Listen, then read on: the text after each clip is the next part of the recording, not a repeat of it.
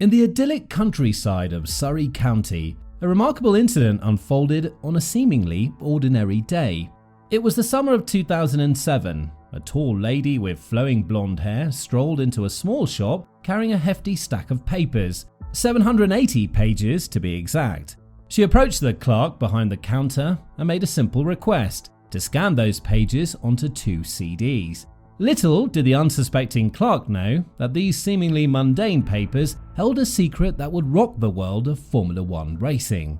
As fate would have it, the clerk behind the counter, who was entrusted with scanning the significant stack of papers, was an ardent fan of none other than Ferrari's racing legend, Michael Schumacher. In his eyes, Schumacher was a driving force of inspiration and admiration.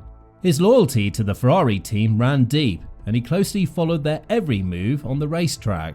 To the clerk, his task was simple: scan the pages onto 2 CDs. However, the distinct Ferrari logo on each page caught his attention. Curiosity sparked within him, and he casually inquired about her name, hoping to uncover any potential connection to the revered Italian racing team. The clerk must have assumed she was somehow associated with the illustrious team. Being a devoted Formula One fan himself, curiosity got the better of him, and he decided to investigate further. The lady in question revealed her name to be Trudy Coughlin. The clerk's research led him to an astonishing discovery. Trudy Coughlin shared a last name with Michael Coughlin, the chief designer of McLaren's Formula One team, who happened to be her husband. This revelation sparked a series of questions in the clerk's mind. Intrigued by this newfound knowledge, the clerk delved deeper into his investigation.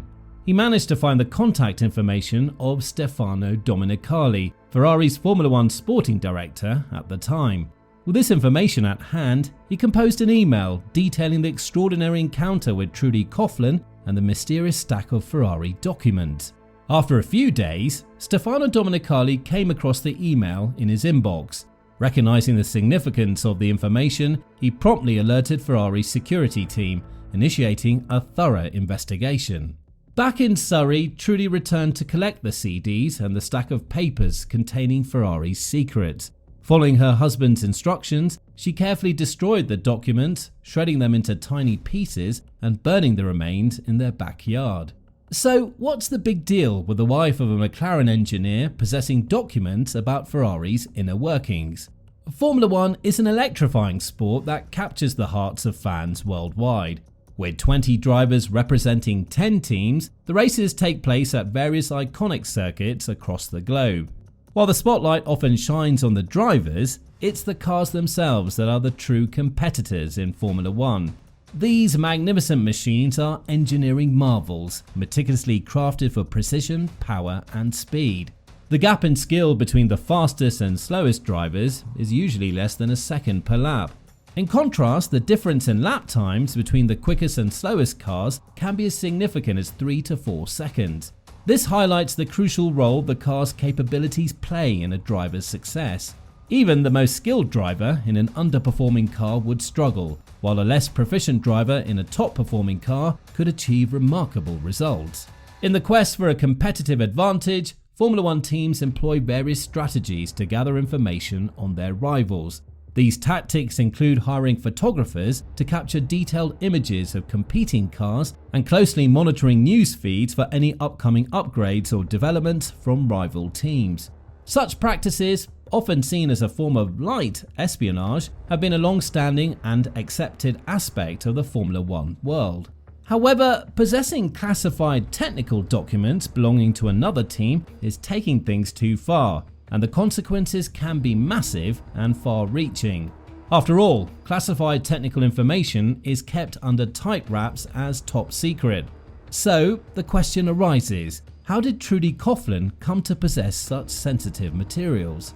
Tracing the intricate web of events that all began with one man, Nigel Stepney. Nigel Stepney played a crucial role in Ferrari's golden era of Formula One racing from 2000 to 2004. As the head of Ferrari's pit crew, he brought structure and discipline to the team, contributing to their unprecedented success. Stepney's commitment to the team was evident when he remained composed after being accidentally injured by Michael Schumacher during a race. he earned the respect and admiration of his colleagues, becoming a prominent figure within the group. However, as the year 2006 drew to a close, Ferrari faced a series of challenges. Following Schumacher's retirement announcement, Ross Brawn, another key member of the team, decided to take a sabbatical from Formula One. With ambitions to become the team's technical director, Stepney, who lacked an engineering background, hoped to fill the void left by Brawn. Unfortunately for Stepney, Ferrari chose Mario Almondo, a promoted member from the Human Resources department, for the role. Stepney publicly expressed his dissatisfaction with Almondo's technical abilities, considering him ill-suited for the job. Speaking out against Ferrari typically leads to immediate dismissal, as experienced by former Formula One world champion Alain Prost in 1991. Surprisingly, Ferrari didn't publicly respond or terminate Stepney despite his criticisms. Instead, Stepney requested a non-travelling position within the factory, which Ferrari agreed to. Nonetheless, Stepney felt isolated and betrayed by his colleagues due to his dissenting opinions and was made to endure a challenging tenure at Ferrari. The situation took a dramatic turn for the worse when Ferrari discovered a potential act of sabotage involving Stepney in May 2007. During preparations for the Monaco Grand Prix, suspicious powder was found near the refueling tank of a Ferrari car. Alarmed by the possibility of foul play, Ferrari reported the incident to the authorities. Subsequent findings pointed to Nigel Stepney as the alleged culprit behind this unsettling discovery. Manipulating the fuel tanks in Formula One cars can have catastrophic consequences, magnifying the severity of Stepney's actions. Stepney maintained his innocence, alleging that Ferrari were conducting a dirty tricks campaign against him as retribution for his criticisms. After a few weeks had passed since the incident, Stefano Domenicali, the Formula One sporting director at Ferrari, received the unexpected email from the clerk in Surrey, England. Intrigued by the contents of the message, Domenicali wasted no time and promptly initiated internal investigations within the Ferrari camp. The ensuing probe focused on Nigel Stepney, whose actions had already raised suspicions. Upon scrutinizing Stepney's laptop, investigators were taken aback by what they discovered: technical documents that delved deep into the intricate details of Ferrari's Formula One cars.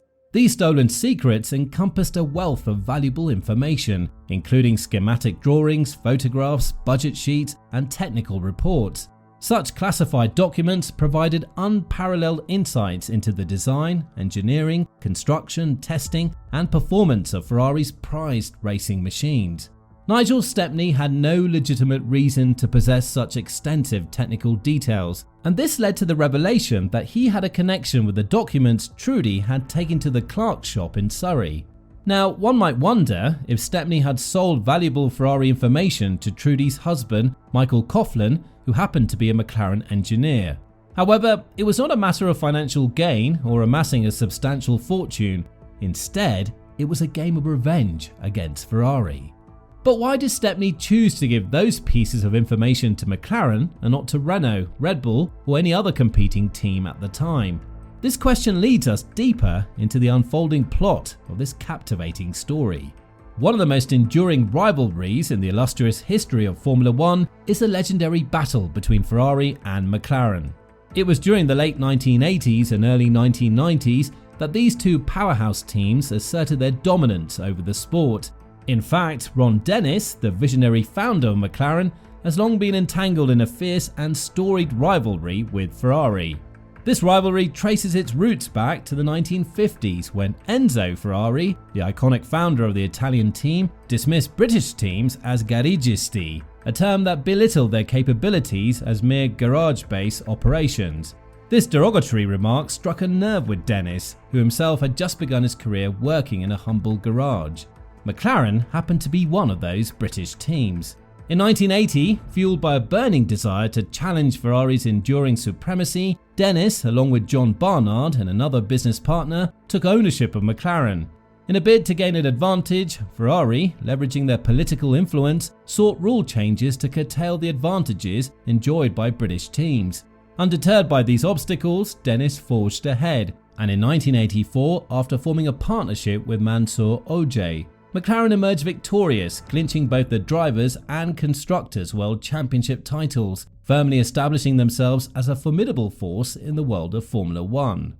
However, as the new millennium dawned, McLaren's dominance began to wane, giving way to Ferrari's utter dominance in the sport, led by the legendary Michael Schumacher. Seeking to regain their competitive edge against the Italian powerhouse, McLaren made a strategic move in 2002 by recruiting Michael Coughlin as their chief designer, adding his exceptional Formula One background and expertise to their team. As the chief designer at McLaren, Coughlin was responsible for creating drawings and computer models of their Formula One car. Coughlin's vibrant personality and history working alongside Nigel Stepney at renowned teams like Lotus, Benetton and Ferrari forged a strong bond between the two. So when Stepney felt betrayed by Ferrari, he turned to Coughlin for support. Stepney shared his frustrations about Ferrari's new technical director and expressed reservations about certain aspects of their car, including an illegal floor device and a rear wing flap modification.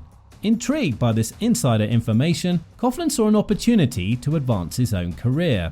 Stepney shared the blueprints of the illicit floor device with Coughlin, who then presented them to a member of McLaren's executive committee without revealing their origin. McLaren ultimately handed the blueprints to the FIA, the governing body of Formula One, although no action was taken against Ferrari despite the device's non-compliance with regulations. McLaren CEO Ron Dennis expressed his dissatisfaction with Ferrari's use of the illegal device, which had no doubt contributed to their victory. In one of their numerous conversations, Stepney offered to provide Coughlin with a stack of 780 pages of classified Ferrari documents. Fueled by his insatiable curiosity, Coughlin eagerly accepted the documents. Unable to contain his engineering interests, Coughlin took the paperwork home. The extent to which he shared these documents within McLaren would later become a contentious issue. Coughlin proceeded to show several digital photographs derived from Stepney's material to his superior, Jonathan Neal. Neal was taken aback by the revelation and immediately instructed Coughlin to dispose of the evidence without delay. However, Coughlin made a decision contrary to Neal's instructions. In June 2007, both Coughlin and Stepney met with the CEO of Honda's Formula One team in hopes of securing positions. Coughlin aspired to become the chief designer, while Stepney sought the role of technical director. Unfortunately, their negotiations with Honda faltered due to the exorbitant financial demands. Before Coughlin or Stepney could secure positions with another team, the secret activities had already been exposed due to the incident at the printing store where Coughlin's wife had gone to burn the documents into CDs. In July 2007, investigators descended upon Michael Coughlin's residence in Surrey, conducting a thorough search in pursuit of electronic devices and CDs containing Ferrari-related documents. McLaren responded swiftly by suspending Coughlin, while Ferrari announced that Nigel Stepney would no longer be part of their team. This scandal, known as Stepneygate or Spygate, captured global attention and ignited a fierce rivalry between McLaren and Ferrari. McLaren was found to have breached the International Sporting Code by the World Motorsport Council, although the team as a whole did not face sanctions for their actions. Ferrari opted to appeal the decision, perpetuating the ongoing tension between the two teams. Tensions within McLaren reached the boiling point during the qualifying round for the Hungarian Grand Prix when Lewis Hamilton and Fernando Alonso clashed. Hamilton refused to yield to Alonso's attempts to pass him, resulting in an open confrontation. Seeking retribution, Alonso strategically blocked Hamilton in the pit lane, leading to a penalty for the latter. The following day, Alonso confronted McLaren chairman Ron Dennis, insinuating that Dennis possessed incriminating information against the team. Alonso's comments hinted at the possibility that the stolen Ferrari records had made their way to McLaren, perhaps even reaching the drivers. In response to Alonso's allegations, Dennis reached out to FIA President Max Mosley, despite their tense relationship in the past. Dennis briefed Mosley on the situation, and Mosley assured him that he would conduct thorough investigations before taking any action. Subsequently, Mosley sent a letter to all McLaren drivers and engineers, demanding that they disclose any secret information they may possess regarding Ferrari. A conference took place on September 13, 2007, at the FIA headquarters in Paris, and compelling evidence was presented against McLaren. The records unveiled many phone calls, text messages, and incriminating emails exchanged between Coughlin, Stepney, McLaren drivers, and engineers. The emails contained discussions regarding intricate details of Ferrari's braking system, CO2 utilization in tyres, and weight distribution. These revelations forced the FIA to conclude that confidential Ferrari information had indeed been exchanged within McLaren. The engineers were not only aware of the source, but also exhibited a willingness to exploit the knowledge to McLaren's advantage. The verdict delivered by Mosley was momentous. McLaren would forfeit all their manufacturers' points for the 2007 season, effectively relinquishing their title as Constructors' Champion. In addition, McLaren faced an unprecedented penalty of $100 million. To ensure compliance, a technical delegation was dispatched to scrutinize McLaren's 2008 vehicles for any trace of incorporated Ferrari materials. So that's how the story of Spygate unfolded. What are your thoughts about this controversy that had a huge impact on the F1 world? Let us know in the comment section down below.